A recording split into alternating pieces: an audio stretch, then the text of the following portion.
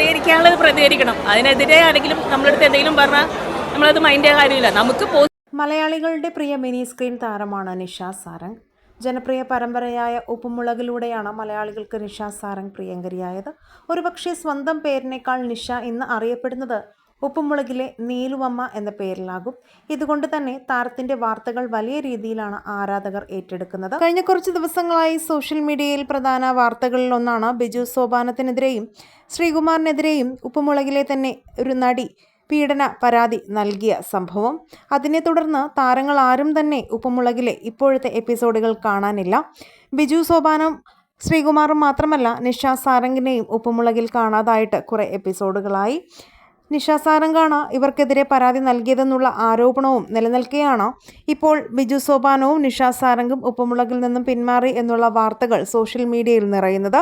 ഇതേക്കുറിച്ചുള്ള സ്ഥിരീകരണം താരങ്ങൾ നേരിട്ട് എത്തിയിട്ടില്ല. ഇവരുടെ ആരാധകർ തന്നെയാണ് ഇത്തരത്തിലുള്ള കമൻറ്റുകളുമായി ഇവരുടെ വീഡിയോസിന് താഴെ എത്തുന്നത്.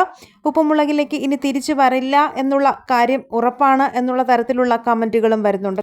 അതുകൂടാതെ തന്നെ കുറച്ച് ദിവസങ്ങൾക്ക് മുൻപ് നിഷ സാരംഗിൻ്റെ വിവാഹം കഴിഞ്ഞു എന്നുള്ള തരത്തിലും വാർത്തകൾ വന്നിരുന്നു. എന്തായാലും ഇതേക്കുറിച്ചുള്ള വിശദീകരണങ്ങളൊന്നും താരങ്ങൾ ഇതുവരെയും നൽകിയിട്ടില്ല. ഇവരുടെ ആരാധകർ ഇവർ എത്രയും വേഗം തിരിച്ച് ഉപ്പുമുളകിലേക്ക് വരാനാണ് ആഗ്രഹിക്കുന്നതെന്നുള്ള കമൻറ്റുകളും വരുന്നുണ്ട്. ഉപ്പുമുളകിലെ നിങ്ങളുടെ ഇഷ്ടതാരമാരാണെന്ന് കമൻറ്റ് ചെയ്യുക. ലൈക്ക് ഷെയർ ചെയ്യാനും ചാനൽ സബ്സ്ക്രൈബ് ചെയ്ത് സപ്പോർട്ട് ചെയ്യാനും മറക്കല്ലേ ഫ്രണ്ട്സ്.